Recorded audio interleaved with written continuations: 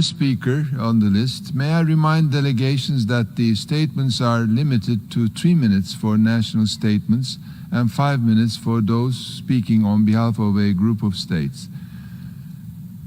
I commend all delegations for the overwhelming interest in participating in this first UN Summit on Biodiversity at the heads of state and governments level. It is clear indication of the importance attached to this moment in the run-up to COP15 in Kunming, China, and towards a post-2020 global biodiversity framework. As a response to this welcome interest of member states for this special occasion, I decided to organize 2 spillover events from 1 to 3 p.m. and from 6 p.m. till 9 p.m. today to continue hearing pre-recorded statements from delegations, the additional budgetary implications to be covered from the trust fund. Allow me to acknowledge and thank for the voluntary contribution from Austria to the trust fund to support this aspect of the summit. Nevertheless, I'm sorry to share with you that based on estimates of the length of pre-recorded statements drawn from the list of speakers, many of which have exceeded the mandated time limits as per Resolution 74-269. Unfortunately, we may still not be able to exhaust the list of those inscribed to speak, despite my best efforts to do so by 9 p.m. For those statements that may not be shown by 9 p.m., I commit my office to working with the Secretariat to identify a solution for the statements to be accessed whether in written or audiovisual format.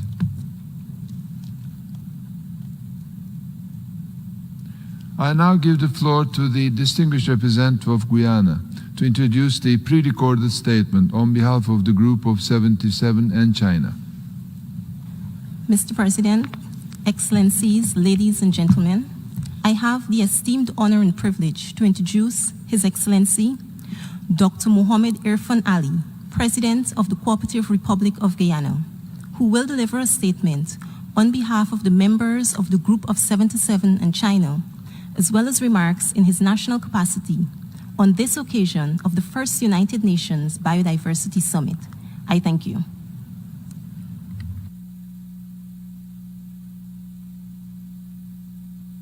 Mr. President, Secretary General Antonio Guterres, Excellencies, ladies and gentlemen, I have the honor to deliver this statement on behalf of the Group of 77 and China.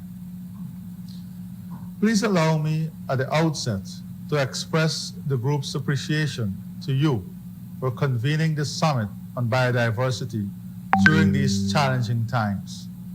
It is essential that we highlight at the highest level the urgency for action in support of a post-2020 global biodiversity framework that contributes to the achievement of the objectives of the Convention on Biological Diversity and the 2030 Agenda for Sustainable Development. The Summit on Biodiversity is very fitting. Its timing coincides with the end of the UN Decade on Biodiversity 2011-2020. We have also embarked on a decade of action and delivery for sustainable development. Regrettably, the progress in achieving biodiversity targets, including in the SDGs, has been unsatisfactory. The increase in biodiversity loss continues to hinder the achievement of the 2030 Agenda, resulting in adverse impacts on our people and planet. Likewise, poverty and the insufficient results in the achievement of many SDGs place additional burdens on the environment and on any process to halt biodiversity loss. We are at a crossroad and we cannot be complacent. This summit must exhibit the political will for a post-2020 global biodiversity framework, consistent with the 2030 Agenda. The framework must also include a strong resource mobilization component.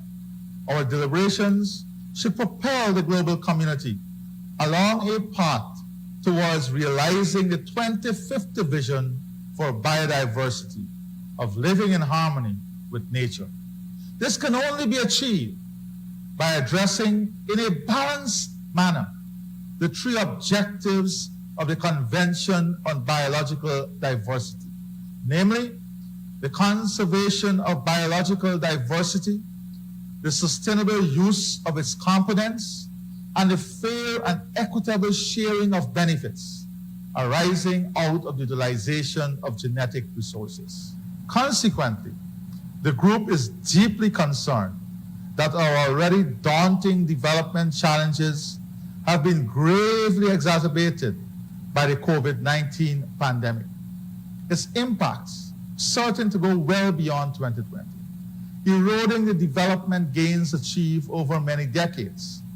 The effects of the pandemic will exacerbate the degradation of biodiversity and result in substantial increase in global poverty. The pandemic will undermine the financial capacity of developing countries to implement the Sustainable Development Agenda.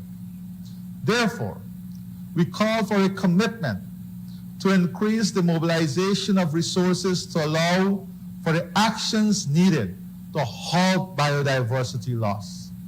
This will involve developed countries substantially increasing their financial commitment to the implementation of the post-2020 Global Biodiversity Framework in developing countries. The COVID-19 pandemic has emphasized the importance of the relationship between people and nature. This threat must increase our awareness of the need to ensure a harmonious balance between human activity and nature. It must emphasize the importance of biological diversity to present and future generations. Hence, the group is ready to work for a successful 15th meeting of the Conference of the Parties to the Convention on Biological Diversity under the theme, Ecological Civilization, Building a Shared Future for All Life on Earth. The Group of 77 and China stresses that urgent and significant actions are needed to reduce the degradation of natural habitats, halt biodiversity loss, protect and prevent the extinction of threatened species.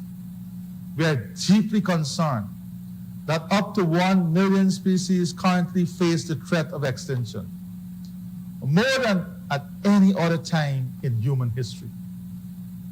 And we deeply regret the potentially high number of species that disappeared in the past centuries, most of which have gone unaccounted for.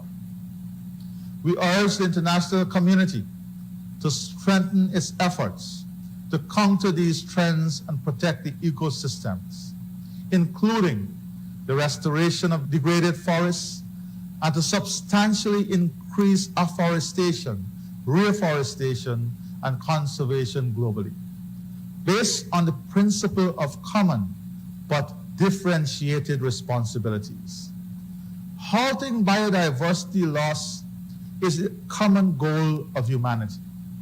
Every country should be engaged in this endeavor to the best of its capability. Furthermore, with respect to the oceans, we must all remain steadfast in deliberations with a view to concluding the negotiations for an international legally binding instrument under the United Nations Convention on the Law of the Sea, on the conservation and sustainable use of marine biological diversity of areas beyond national jurisdiction. We look forward to engaging constructively in the summit's dialogue and to taking firm actions to put nature on a path to recovery. Mr. President, I wish now to provide some additional perspectives in my national capacity. My country, Guyana, is endowed with rich biodiversity. This endowment provides environmental benefits to both the local and global population. These benefits include clean water and air, medicine, food, coastal and flood protection, climate regulation, and raw materials. One of our most valued national assets is the forest, which covers approximately 85% of the country and provides a service to the world as a net carbon sink. Guyana has established protected areas which aim at promoting sustainable livelihoods, the provision of environmental services, conservation of biodiversity, and opportunities for scientific research. Since ratifying the Convention on Biological Diversity in 1994, Guyana has made progress in mainstreaming biodiversity in priority sectors such as agriculture, mining, and ecotourism. Guided by our low-carbon development strategy and the SDGs, we have improved surveillance and inspections of mining and logging operations. We have maintained a low deforestation rate and undertaken other measures aimed at protecting the physical environment. Guyana's biodiversity vision remains to ensure that by 2030, the country's biodiversity is sustainably utilized, managed, and mainstreamed in all sectors, contributing to the advancement of our biosecurity and socio-economic development along a low-carbon development trajectory.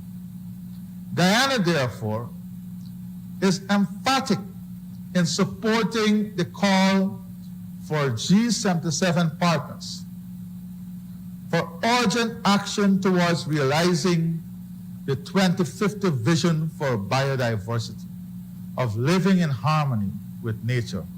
I thank you. I thank the President of the Cooperative Republic of Guyana for the statement just made.